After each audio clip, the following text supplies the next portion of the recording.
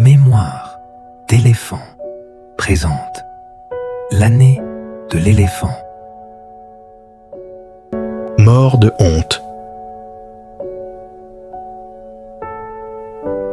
Frank emmena coucher sa fille, sa petite princesse, comme il l'appelait, après un tendre câlin parsemé de bisous. Il embrassa sa tendre épouse en lui caressant le ventre, ce ventre qui s'arrondissait depuis 8 mois, en attendant que de nouveaux gazouillis viennent égayer cette terne et modeste demeure nordique qui constituait leur foyer. Il aurait tant aimé pouvoir offrir une maisonnette plus confortable que mériterait sa chair et tendre, et qui lui avait promis. Une maison avec un grand jardin dans laquelle sa petite fille chérie aurait pu gambader avec ce labrador également promis. Mais l'heure n'est pas aux rêvasseries.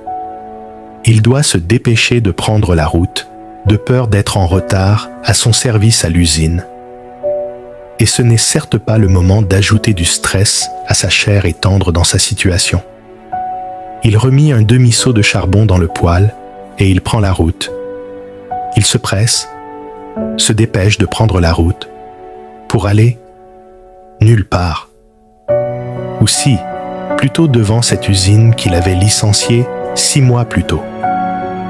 Juste après que son épouse lui ait annoncé l'heureux événement qui fit qu'il n'eut pas la force de lui avouer cette perte d'emploi qui, dans cette région sinistrée, économiquement, représente un drame absolu.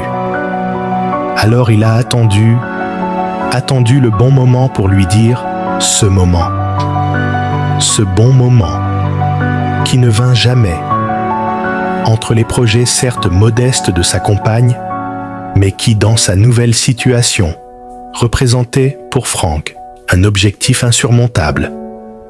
Et entre les vantardises de son cousin Jean-Michel, revenu à bord de sa rutilante berline, le téléphone chargé de photos et vidéos de son réveillon du Nouvel An passé à la montagne avec ses copains. Devant le succès fulgurant de directeur commercial de cousin à la moquerie volubile, quand était-ce le moment pour Frank d'expliquer à sa moitié qu'il n'est qu'un demi-homme, pas même capable de garder un simple emploi? Alors, il a menti.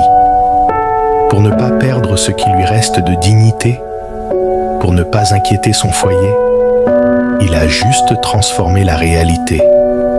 Pour ne pas gâcher les fêtes, pour maintenir ce semblant de bonheur. Juste le temps que la situation